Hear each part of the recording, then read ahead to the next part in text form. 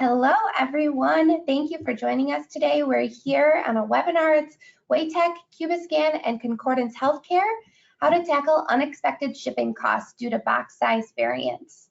We're going to give everyone a couple minutes just to join and make sure we've got a big crew here. So we'll just kind of wait for everybody to join. While we're waiting, we were talking before we started, and I was mentioning how I'm from Wisconsin, so we have a beautiful day today. It's like 70, 75 degrees, and we were kind of talking about where everybody else is. Charlie, you're in California, right? Correct. Yep. Another mid-70s day. It almost gets boring. Yeah. Tom, where are you? Sunny Omaha, Nebraska. I think we're sharing the same weather you have, Katie. We're mid-70s. It's going to start raining later on in the week, so we're enjoying the last few nice days of fall. And Tim, you're my neighbor, right? You're in Minnesota? Yep, we're in Minnesota. It's about 50 and rainy today. Yeah. And John? Actually, I'm from Ohio, stationed in Ohio, but this week our company is having our annual corporate meetings in St. Louis, and it's beautiful here. It's supposed to be about 75 today, so yeah, it's great. Awesome. And Travis? I'm in Utah, central Utah, just north of Salt Lake City, and it's a beautiful day, but a couple days ago we got snow, so never know what you're gonna get. Right, wow, it's already coming. And if you just joined us, we're just giving a couple minutes, letting everybody join the presentation, just kind of chatting here. We were talking about the weather, and of course, the guys were talking about football as well. Tim was giving me a hard time. I'm a Packers fan. He's a Vikings fan. Yeah. How about you, Travis, in Utah? What's your NFL team? I was giving Tim a hard time because Jordan Love, he graduated. He came from my alma mater, my undergrad alma mater, Utah State University. So can't hate on Green Bay too much. Yeah.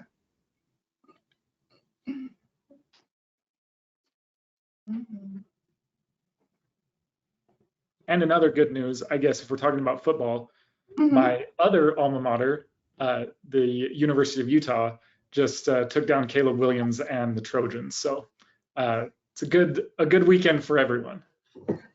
That was big news here in Southern California. USC losing third year in a row to Utah. If you're just joining us, we're talking a little football while we're waiting to get started. We've got a good number of people on here, but we're just going to give one more minute, maybe wait to make sure everybody's here. Any other last minute football comments we want before we jump into the good supply chain stuff?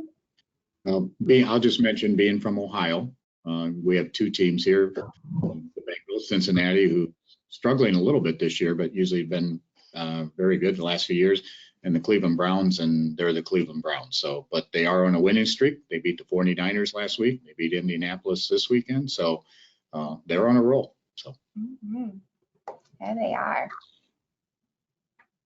Who do you have for a quarterback, John? Don't you have a high-powered quarterback? I might take it to somebody else. In Cleveland, they have Deshaun Watson, but there's been some issues with him being hurt. So they signed a backup quarterback, and he's getting the job done. It's their defense, really. That's what's really carrying the Browns right now. Is their defense. So. All right, well, we're at 5 minutes after here, so I think we're going to get started. Seems like everybody's here. So again, this is Waytek, Cubiscan, Concordance, and Varsity Logistics, talking about how to tackle unexpected shipping costs due to box size variance. So today with me today, let's go through who's here. So I'm Katie Schradel. I'm on the marketing team at ProShip, just kind of moderating today. Charlie, why don't you tell us a little bit about yourself and some of your background?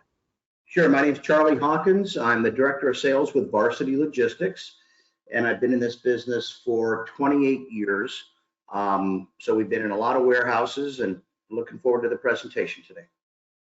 All right, Tom, how about you? Tom Reaper. I'm the Director of Business Development for Varsity. I've been with Varsity for over 20 years now. Most of my career has been in software development and project management. Got a chance to work with a lot of our customers over the years implementing process designs or automation flow, and I'm looking forward to the presentation today. I think it'll be a great value for a lot of the attendees. So welcome, everybody. Yeah. And Travis? Travis Peltier from Cubiscan, and I'm the Director of Sales and Marketing here at Cubiscan. Been here for almost 2 years, and yeah, happy to be here. All right, and John? Yeah, hi, I'm John Bullion. I am with Concordance Healthcare Solutions. We are a distributor of medical supplies to hospitals, surgery centers, and doctor's office all the way through. And I've been with the company for the last 41 years. I'm Director of Freight Management, but also involved in a lot of other things. So shipping is my main task. So glad to be here. All right, and Tim? I'm Tim Mark. I work for Waytek. We're located in the upper Midwest, and we are a distributor of high quality, low voltage products. Awesome. All right, so just a couple housekeeping things. You can see there are some handouts available to you talking a little bit more about our companies, and then there is a place for you to submit questions. So we encourage you to submit those questions throughout the presentation. We do have some time at the end for a Q&A. And then in the handouts too, I wanted to mention, there is a copy of the deck, so you can see those slides there. All right, so what are we going to talk about today? So this is just high level. We're going to talk about identifying those unexpected shipping costs. We're going to talk about the success that 2 of these companies here have found. We're going to talk about the tools within TMS and shipping software that they use to find that success. We'll go through some closing thoughts from everybody here, and then we'll jump into that Q&A. All right, so talking about those shipping costs. The current environment that we're in, everything is expensive. Costs are rising, inflation, fuel. In fact, recent research shows that companies can recover about 5% of their small parcel budget just by identifying errors in their billing.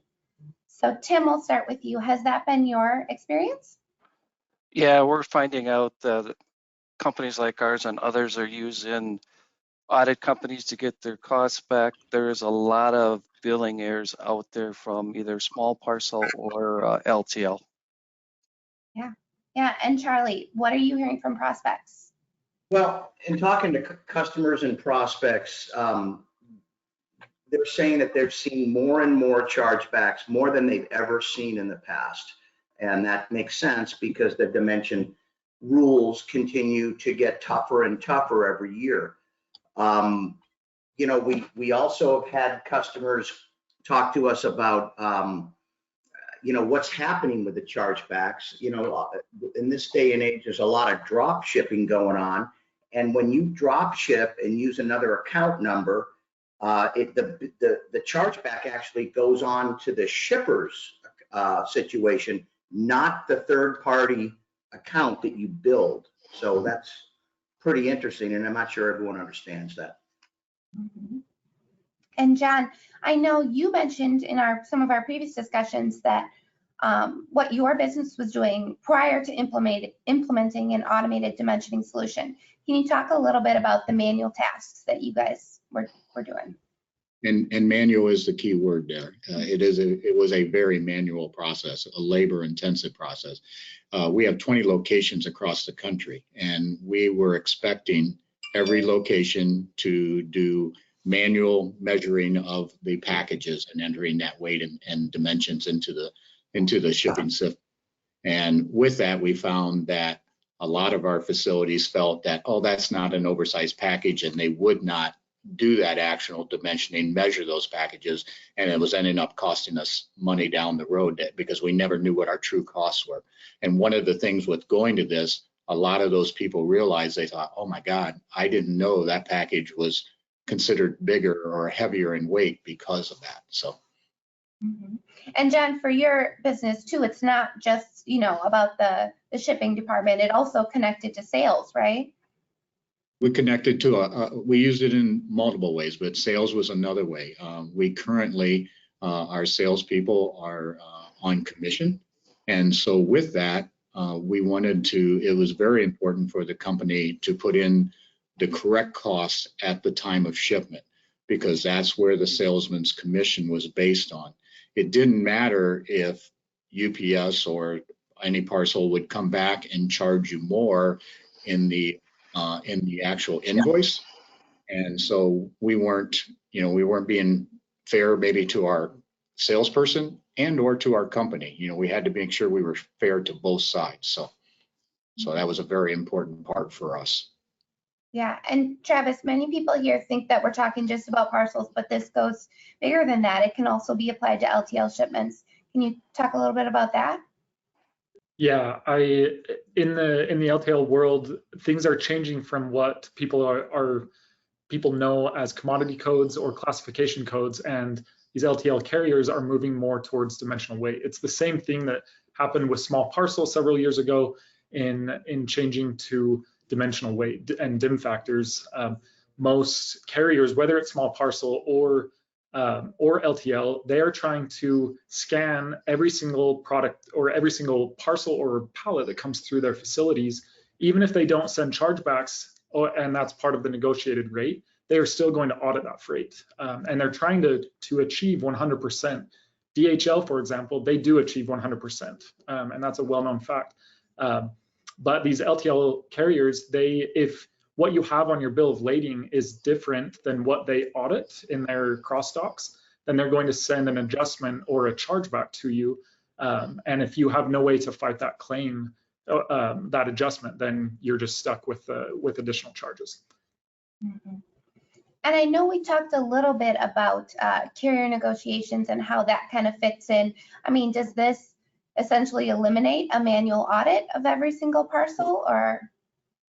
No, it just gives in my experience in talking to shippers every single day, as well as the carriers are still going to audit the freight because they need to know what can actually fit on a truck. And so they still have to audit that. However, if you are doing a good job in providing good information to the carrier, then it gives you the power to become a preferred shipper, or you're on the good list, and it allows you to negotiate better rates with your carrier because they know that you do a good job. Consistency is the key with carriers. Mm-hmm.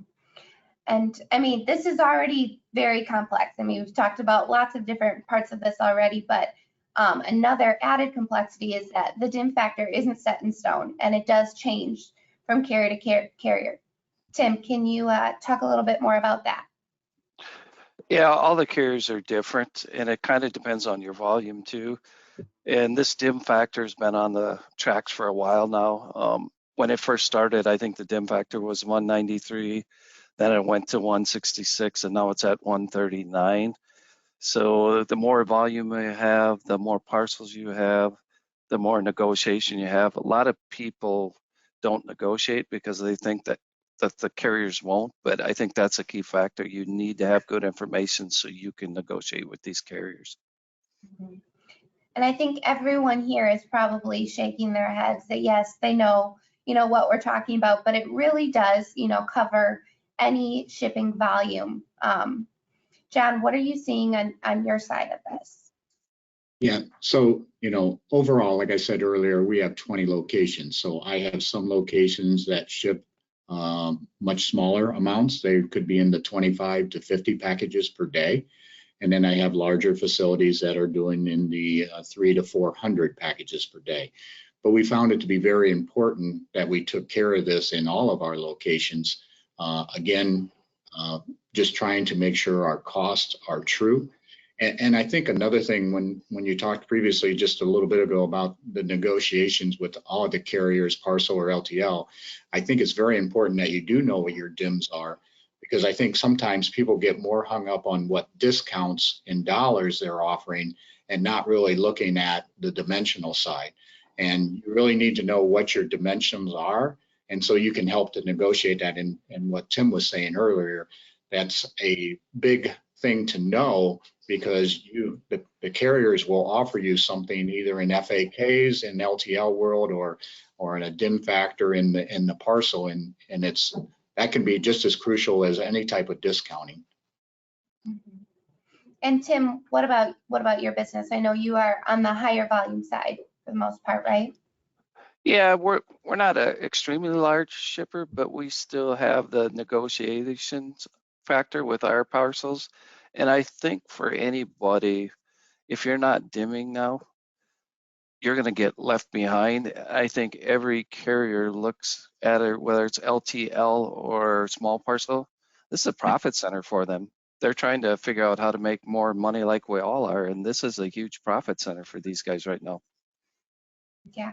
And John, I know you guys do some LTL too, right? Is there anything that you can share about that? Mhm. Yeah, I think the big thing again is like Tim is saying, when you're doing your negotiations, especially in LTL, they go by freight class, and a lot of carriers are willing to give you an FAK, as they call it, freight all class, excuse me.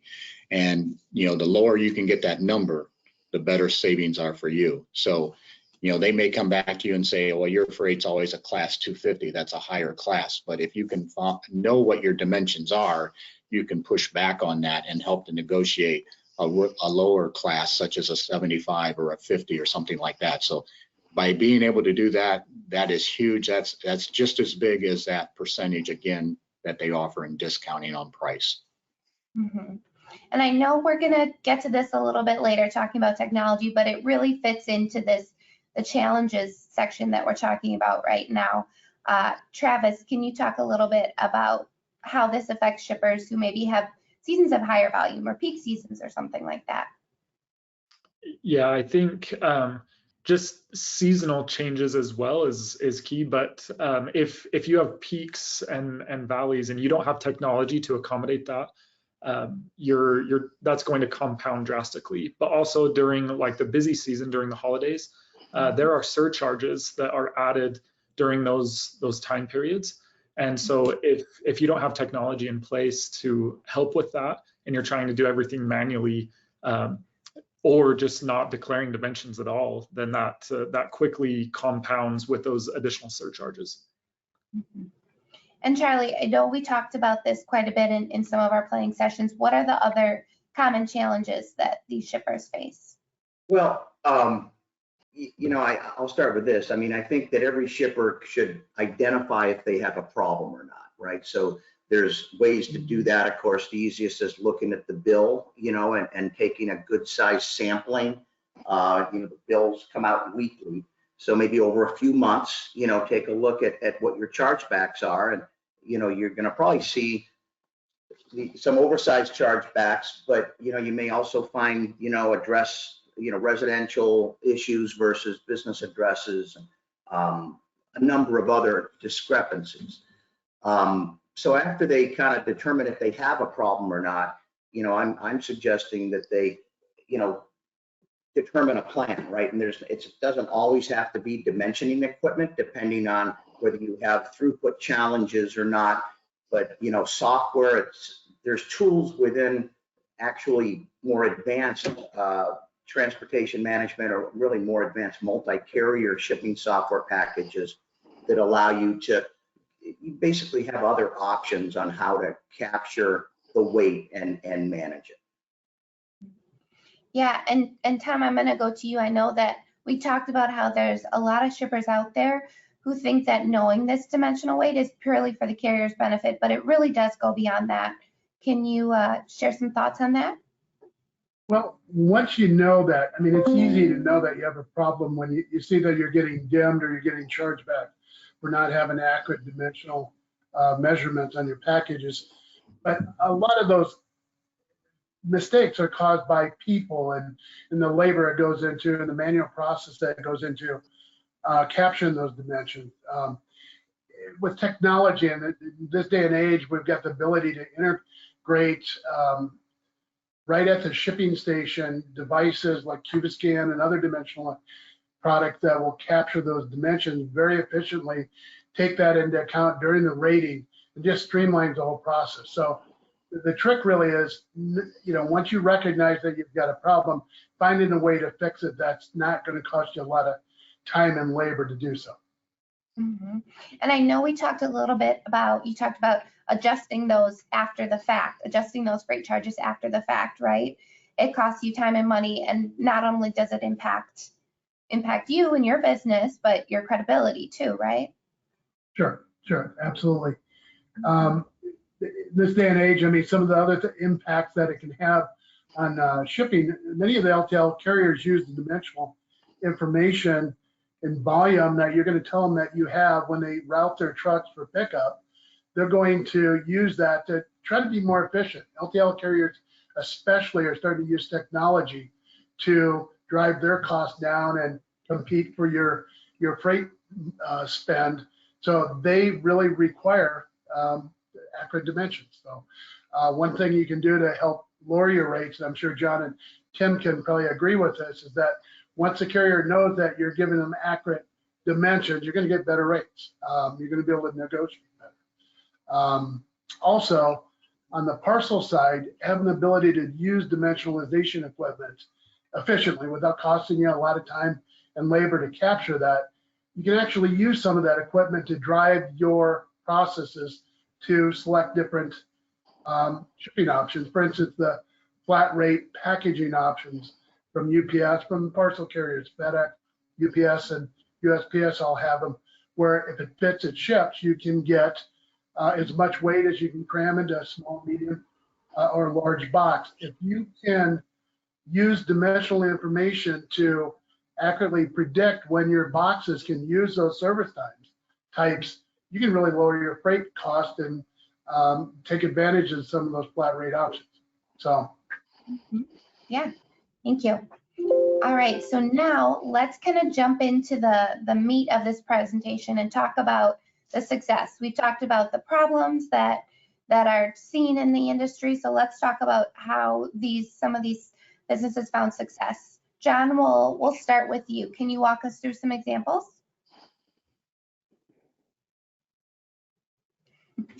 Sorry, I was on mute. So what we found is we reuse a lot of boxes. Number one, we have a lot of SKUs. We have around 17,000 SKUs in our warehouses. So and depending on the volume and the amount of items that they buy, we don't buy one size box to do all. And so you're reusing boxes or boxes of different size. I think this has brought a great attention to my people at the workstations now, at the shipping stations, to realize if I can fit this into a smaller box than what I was thinking, that's going to save the company money. It's going to save the customer money if you're charging them the freight. So we had in the beginning, we ship out crutches. Again, we're in the medical supply business, and crutches were the box we were creating for that. We purposely made 59 inches long instead of the 60, because the 60 threw you into an oversized dimension and it raised the price significantly. And before we had the measuring equipment, we were constantly being rebuilt for adding that dimension of over 60 inches. We had to go back and fight with the parcel on that, and we were able to prove with our machinery. So beforehand, we didn't have as much a leg to stand on, but we certainly had a much better leg because we were giving them truer, accurate information across the whole board. And I think that helped with our case in that individual spot. So I think it's helped our people in picking and doing a better job of downsizing, if you want to say, the box. There's no reason to send a box bigger than it's needed.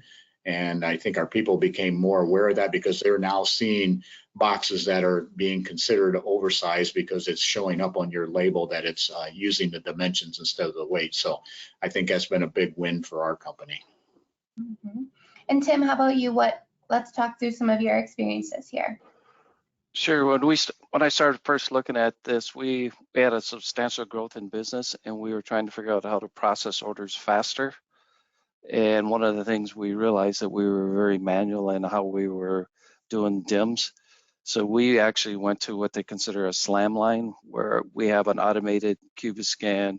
It's driven by a conveyor, and we do print and pry labels right on it. So we were able to reduce our cycle time on shipping and reallocate that labor in other parts of the business. And in the upper Midwest, one of the biggest challenges most people have is labor. Labor is very tight. So we were trying to figure out how to increase productivity with less labor. And Travis, I think you had something to add here, right? Yeah, I think John and Tim, they are perfect examples of shippers who have found the real value in adjusting their operation and becoming a preferred shipper with their carriers. Being consistent over time, I mentioned previously about being consistent. That's when, if you are not consistently providing good information to your carrier, that's where they're going to start flagging you. And because otherwise they may show some leniency to you if you are consistently being good. But in providing dimensions and weight, it allows you that capability, because they're going to be checking, is that item, based on the dim factor, they're going to be checking, is that taking a lot of payload, or is that taking too much cube space in the truck? And if it's taking too much cube space, which is more important to them, then they want to know that. And so if you're providing those DIMs and you can consistently show that, you're going to get a better rate. But the ROI for a shipper like Tim or John, the ROI on equipment like this comes very quickly, because that comes out of the profit. That's not coming off of the top line. That's coming straight off of the bottom line. And so if you're paying additional for shipping costs and adjustments and chargebacks that you could eliminate, that's a really easy way to increase your bottom line. Mm-hmm. All right, so our next section here is talking about the supply chain technology that kind of powers, that is the cogs that turn the wheels, if you will. So we'll start back at you, Travis. Let's talk about this automated dimensioning technology. What is it? What does it do? Kind of fill us in here. Yeah, so dimensioning equipment is just an automated way to collect the length, width, and height of any given object. Traditionally, it has been used for shipping, so that would be for parcels, but the technology spans across not just boxes, but it can do poly bags, it can do bubble mailers, it can do envelopes, and even now we can do irregulars. And so irregular shapes are unknown shapes. And so I'll just go through a couple of different types of technologies. This slide has a couple of examples here. I know that Tim mentioned a SLAM line. SLAM stands for Scan, Label, Apply, Manifest. And that's becoming a more common acronym for that. But the picture on the top right there, that shows you've got the overhead frame that has a piece of dimensioning equipment there. That vision-based sensor is going to be scanning as boxes or parcels come through there. And then, as you can see down lower, in between the label, the print engine, there's actually a weigh bed. And so it is weighing, and then it's sending the dimensions and weight to a TMS. And then the TMS is sending back the information for the label, and it's applying that. And so you're not adding any additional labor, and it's doing everything for you. And then at the end there, you see the sortation, that it can be divided based on the carrier or by size, whatever you need it to be. And so you're eliminating a lot of fully burdened labor costs by using that. As far as the different types of technology, there's a lot out there. The solution on the top that I mentioned, that's a vision-based system, and the solution on the left, that tall skinny pole, that would be a camera-based or vision-based system. They're going to be using time of flight or structured light cameras, and they are really fast, they're quite accurate, but they do have some limitations. They will struggle with black or shiny objects because of the reflection, and they're going to struggle with certain protrusions. And so irregular shapes are often very challenging for them, even if they have very sophisticated algorithms to try and figure out what the cube shape, the smallest size bounding area of that object is. The other types of technology would be like the dimensioner in the middle. That one is using infrared, or LED, and that is just looking for the shadow or the absence of light. And so that gate scans over those ski poles, and it's giving you the dimensions of that. It's very, very accurate down to 1 millimeter. Some of the other technology out in the market, there's LiDAR or laser-based sensors. Those ones, they don't care about black or shiny objects. They're very accurate, but they're often more expensive. And so as far as technology goes for small parcel, you'll typically see camera-based technology or ultrasonic sensors. Ultrasonic is actually the original technology for dimensioning. And that just is a time of flight sensor. And so you've got ultrasonic and vision-based. And then for LTL, you've got camera-based and laser. And then for receiving applications, where you're trying to measure each individual skew, like these ski poles in the middle of the slide, that's going to be using something a little more accurate like infrared. Mm-hmm. All right, so now we know all the different types of technology. Let's understand a little bit about why would someone use it. Let's talk about some of the advantages. Yeah, I think the biggest benefit, and Tim and John have a better idea or maybe a better voice for this, but the most important thing is a fully burdened labor cost. If you can bring that labor cost down, either through optimizing, the alternative to this is to either not declare your dimensions or have to use a measuring tape. And so you're either way, there's going to be some sort of cost advantage to dimensioning. And so one is going to be through labor, the other is going to be through automating your process so that you can speed it up, you can do more with fewer people, and there's always going to be human error. I know Tom mentioned that a little bit earlier. Human error is one of the biggest issues that we see, whether somebody fat fingers a key or whatever it might be. Everybody's going to hold a measuring tape differently.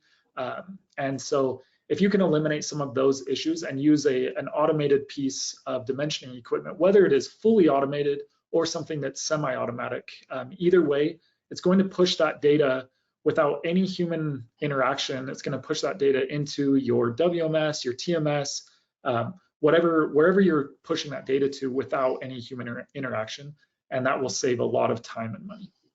Mm-hmm.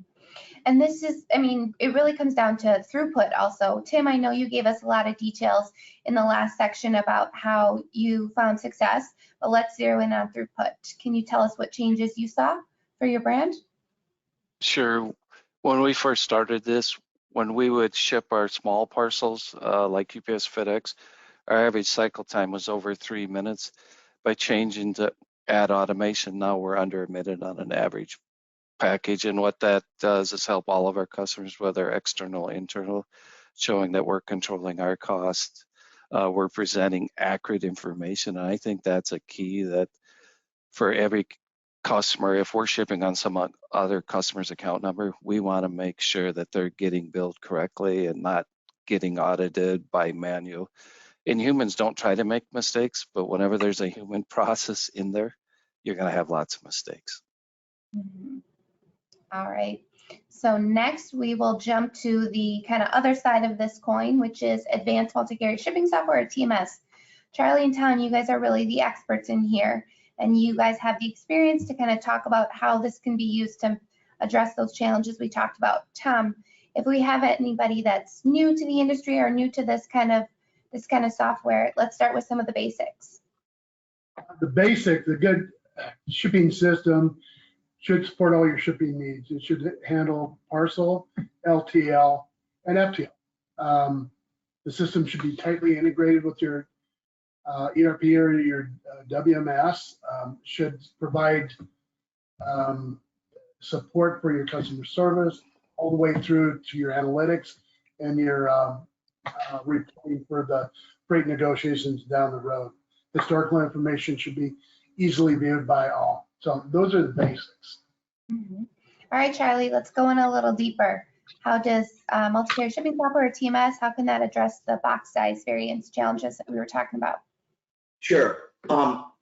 So really a TMS should have the ability to be flexible, right? So when it comes to a customer, in our opinion, should be looking at bottlenecks potentially. And, you know, if a lot of people are used to these these carrier provided systems that are at the end of the line, right? And there's a mindset that shipping's always at the end of the line.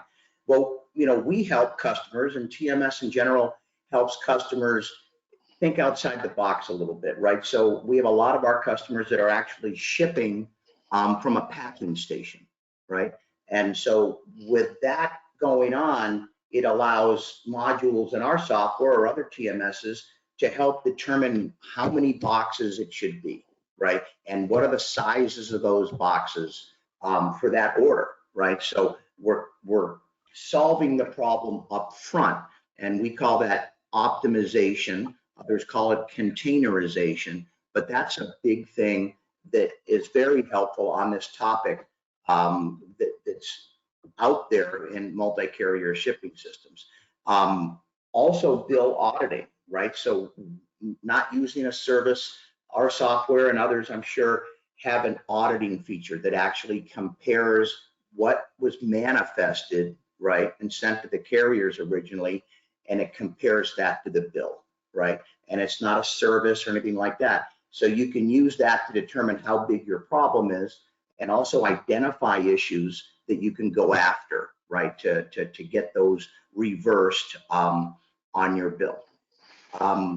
So yeah, so before I move on, I'd like to also mention that it's important to get the right TMS or shipping software. There are pieces that are specific that have proven integration to various ERPs, and there are solutions that are platform specific.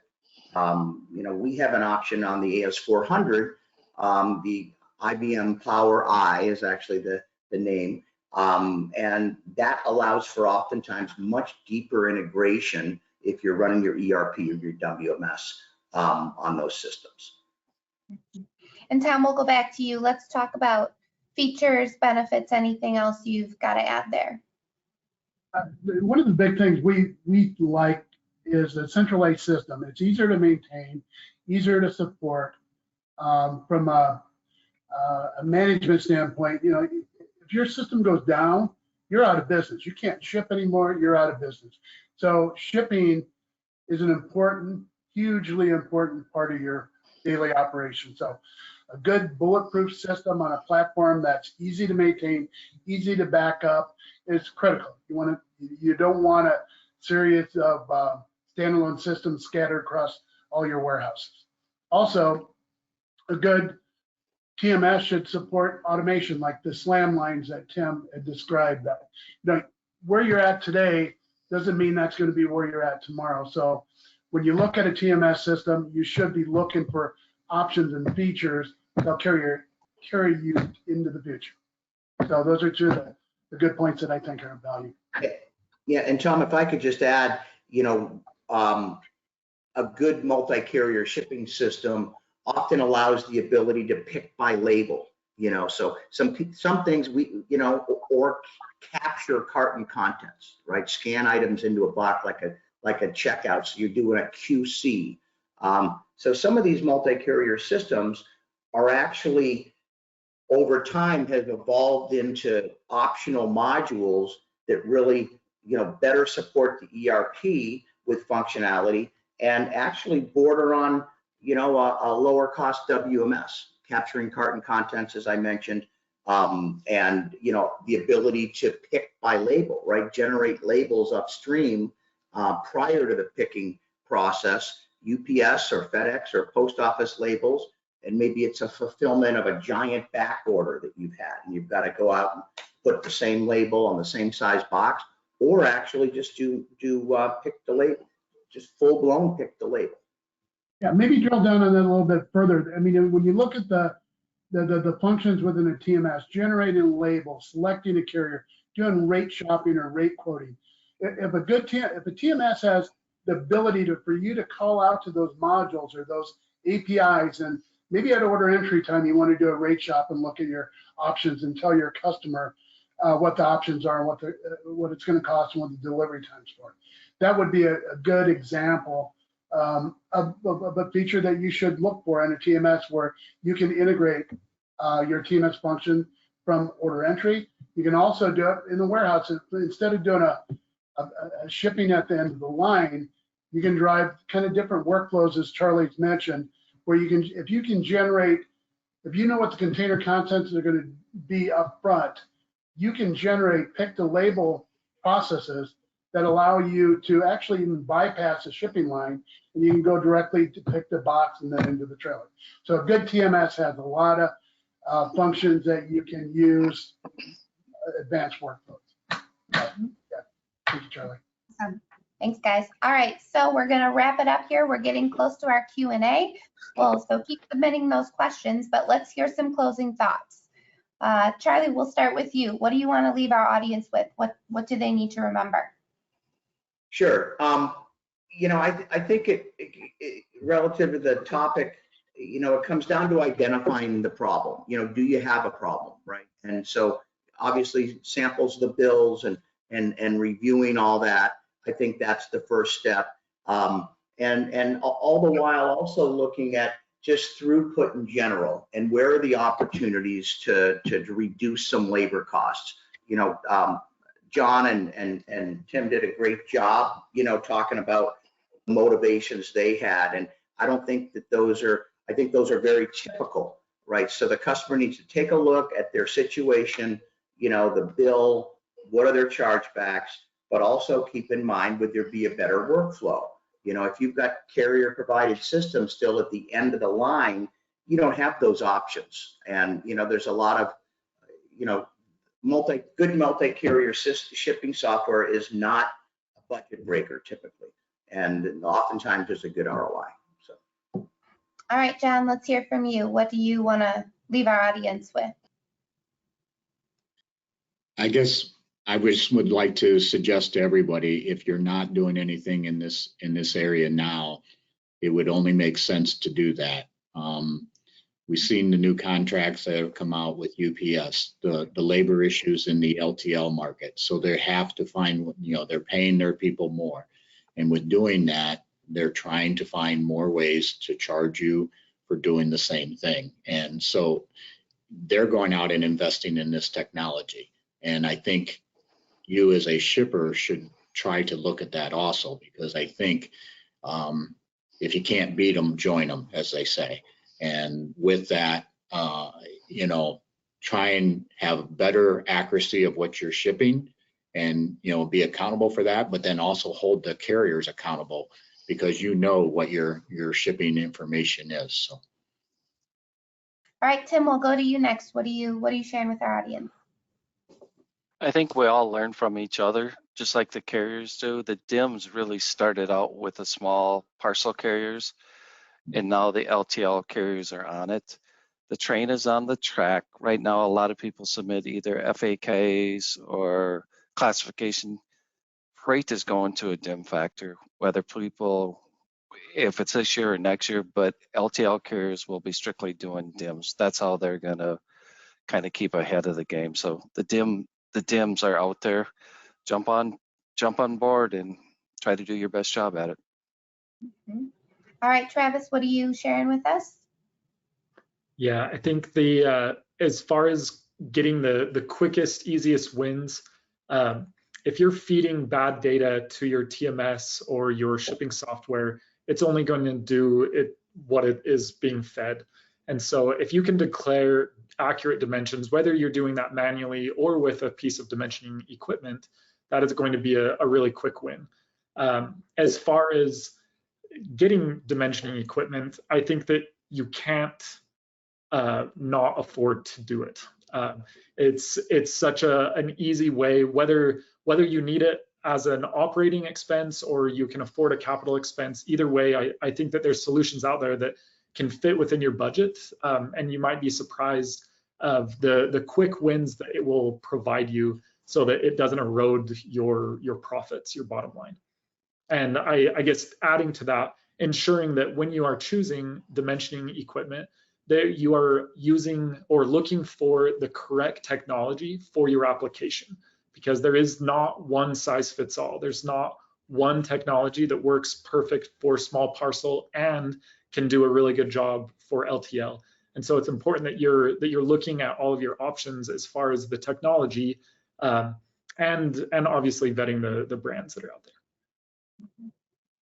All right, Tom, what are you leaving us with? Well, technology is a way of really, I guess, if you look at the numbers that Tim showed on his order processing, went from what, 3 minutes down to 1 minute. Look at the ROI on that throughput, what that saved them in terms of processing and labor costs. I imagine that ROI on his equipment had to be pretty quick. So technology is out there. Dimensionalization equipment to capture dimensions on packages is good. It's available, it's affordable, and it just makes sense to start using it. Carriers are going to continue to get more sophisticated. They're going to require this kind of information. So now is the time to invest and take advantage of it. So those are my words. Awesome. All right, thanks guys. So just a reminder, this is how you can download those handouts that we mentioned earlier and submitting questions. There's the question mark button in the middle of there. So now let's get to those questions. So we do have one from Terry from Vera Bradley. Speaking in terms of containers and manifested dimensions, what advice would you give a retail shipper who ships primarily in poly bags mitigate paying for air by overstating the size of the bag based on the size of the items in it? I guess, is there anyone who wants to jump in and answer this one right away? I can add something real quickly about that. We see this quite a bit, and I think there's two quick, or I guess two simple ways that you can look at this. You can dimension those items prior to putting them in a bag, and that can be through your master data. However, I would recommend just ensuring that you're using the technology that's going to give you the most accurate dimensions for that poly bag. And so you need something that can get down to that smallest height, which that's pretty rare to find something that will give you that height. And that is obviously kind of a malleable item. And so ensuring that you have a process for automating the dimensioning will help a bunch. All right, anyone else want to chime in on that question, or should we move on to the next one? All right, we'll go to the next one. So the next one is about tech stacks. So this question from Oriental Weavers is about which TMS system are Tim or John actually using? So Tim, John, either of you want to chime in about what TMS you're using?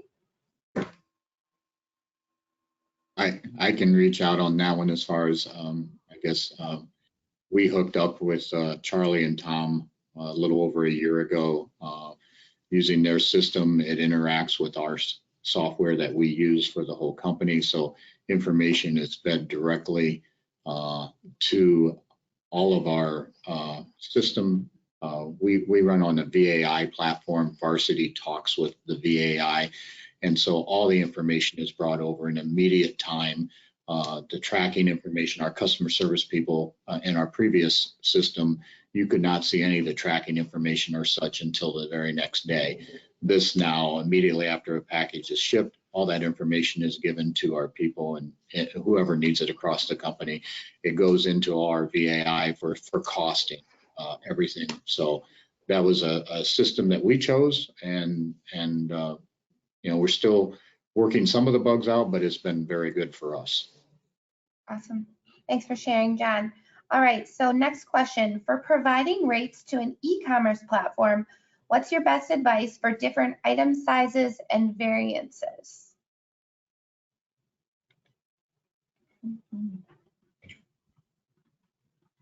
Tom, you look like, go ahead. Charlie, did you want to take that, or you want me to take it? Could you repeat? It broke up a little bit. Could you repeat that? For providing rates to an e-commerce platform, what's your best advice for different item sizes and variances? Yeah, sure. So, you know, in this day and age, obviously e-com, you got a lot of different ways to manage how you're going to charge the customer for freight, or are you going to charge them at all, right? So there's some decisions and policies that may be different for different customers. What we're seeing is the trend is the software actually looking at the cart and how many items and which items are in that order. That data then sub-second hits an engine, or in this case our engine, and it comes back and says, okay, there's 6 of those, 2 of these, and 4 of those, and the best method is to use 2 boxes, and these are what the dimensions are. That's happening behind the scenes, and then it's giving back a very accurate rate quote. Now, that this is a newer way to look at things, but it comes back to that cartonization optimization piece that we talked about earlier. So that's one way to do it. Other folks are still doing flat rate charges and things like that. But the latest technology, because really, if you haven't left this webinar with anything, it's that, in some situations, half of the boxes people ship, the weight doesn't matter. The dimensions are what's driving what they upcharge the weight to, right?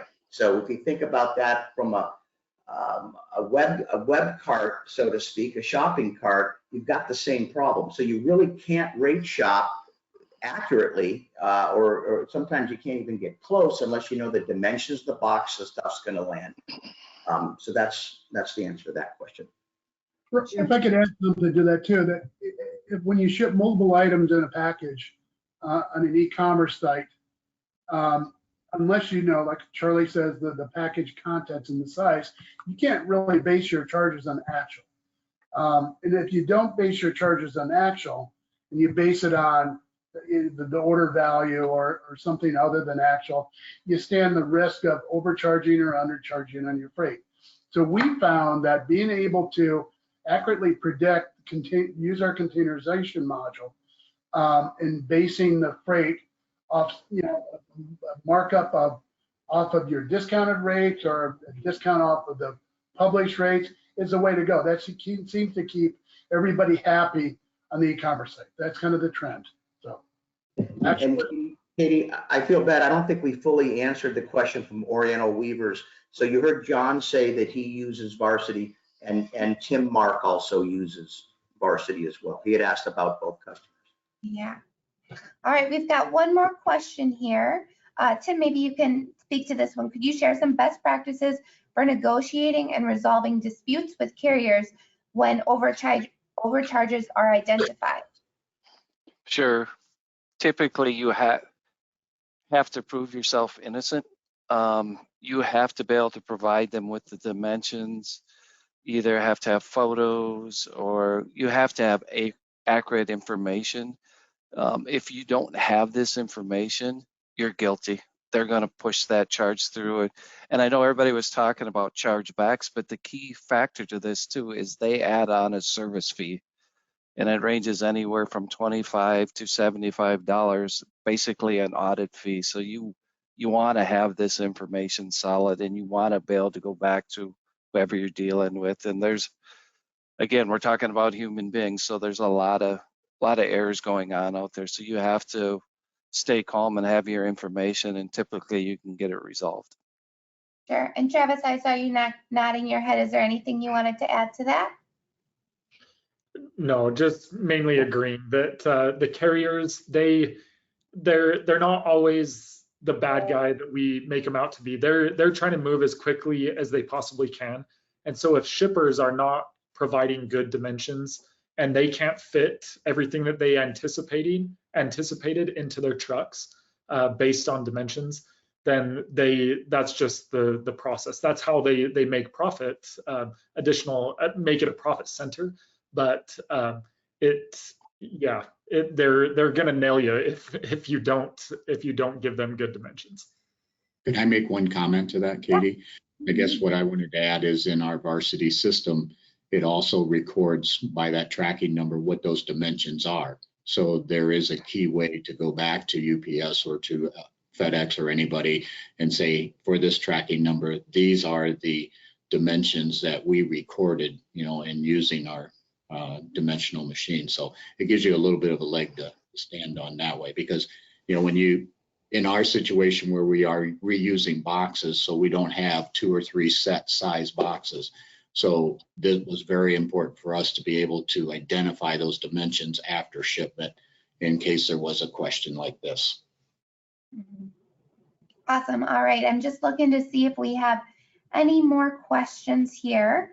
Let's see. We've got one more. How can shippers stay updated on carrier policies related to box size variance to avoid those unexpected charges and ensure that cost estimation is accurate? Anyone want to jump at that one? How are you guys staying updated on those policies? What I can kind of restate that problem here for a second and kind of amplify it. Every year, okay, in January, depending if you've negotiated or not, but most people just take the new dim factor. And do someone in your organization go and revisit that, every January and say, okay, guys, here's my set of corrugated boxes, you know what I mean? And now these 4 that we use a lot of are actually oversized now, right? So to answer the question is, at the very least, you need to be in tune with that announcement. And it happens every year. And you should go down there and figure out how many of your boxes, if you're cutting down other boxes and things like that, it gets trickier, right? But they need to be in tune. The answer to the question is the carriers will all tell you once a year what those new dim factors are. And you should, at the very least, educate your workers in the warehouse about the situation. Sure. Anything you can share there? Is that what you and staff are doing? Are you guys waiting for January to hear that information? Tim or John, feel free to chime in there. Well, one thing I'll say is I don't think any of the carriers really hide it. So going to their websites is a big positive there, as far as, they will show you or explain to you what is going on. There's magazines, I get a couple of different parcel shipping and LTL shipping, and there's emails that come out almost every time UPS or FedEx or an LTL carrier makes a move. It's being reported. So the information's out there, I feel. It's what you do with it is probably the biggest thing. Yeah. Yeah, I agree 100%. All the information's out there. And if one does it, the other one wants to kind of hack on the other one and say, hey, guess what they did? So it's out there, and it's what you do with it, because everything is going smaller and smaller. The dim factor keeps going down. It's not going to stop, and everybody's got to be aware of it. When you look at your dim factors, when the dim factor changes, do you look at your box sizes to say that this box that used to be a pretty popular box for your users your packers to use, maybe now that's dimmed out by UPS next year or this upcoming year. So maybe you want to order a slightly smaller box and the chance that, maybe trim it down and stay under the dim factor. Do you do any of that? Do you analyze the box sizes and then adjust? Okay, good. But you also have to watch, even though you can go down to a smaller box, but now can I get as many products in that box? So what is my average order size? That's a big thing you got to look at also, and to help determine that, because, obviously they make more money when you ship multiple boxes more than one box. So so you got to look at it in all different ways. And there's my favorite way for people to look at the different options would be, you have multiple carriers loaded on your system, and you have the ability to rate shop, and you negotiate the best deal you can with each of your carriers, which everybody does, right? And say FedEx and UPS have competing dim factors. If they make an adjustment, one company goes a little bit aggressive on their dim factor, and you have rate shopping in place, guess what's going to happen? You're going to start directing those packages to the other carrier that's got a better dim factor. And the fact that you have the ability to rate shop using your custom rates and custom dim factors, and you can select the carrier that's got the best rate, is going to get you, keep your carriers honest. They're going to be more competitive with you because they know you have the ability to turn on a dime and use the appropriate carrier and service type when it makes sense. So, but that's also a great tool in when you're going out and trying to renegotiate with carriers is when somebody else has, you know, FedEx and UPS knows what they're each other's doing. And so if you find out you have a better dim factor with one and you really want to use the other carrier, you certainly take that to bat with you and you go try and renegotiate that with them too. you know, we've actually taken for some of our customers our rate shopping tool and go back over the last 6 months, the last 12 months of shipments using the new rates and compare them to the old rates and look at dim factors and look at the difference, what that new contract or those rates did or is going to do, assuming the same volume next year. We've done that for a couple of our customers and it's really paid off. And if you do that, use that rate shopping tool to look at your historical shipments and your volume and play what if, you can actually back into a better contract negotiation. You can load in, what if I got this dim factor? What if I got these rates in these zones? Run the rate shopping analysis on 3 months worth of data. You can come back and say that kept me even with last year, or it saved me thousands of dollars, or it cost me nothing. So we really love that, to use those rate shopping tools and the history of past shipments of that. So that's good. Yeah. Awesome. All right. Well, thanks everybody. We're a couple minutes over, but we appreciate you guys joining us. And we've got another Pros Who Know session this afternoon, so hopefully we'll see you there. Thanks everybody. Have a good day. Thank you. Thanks guys. Bye.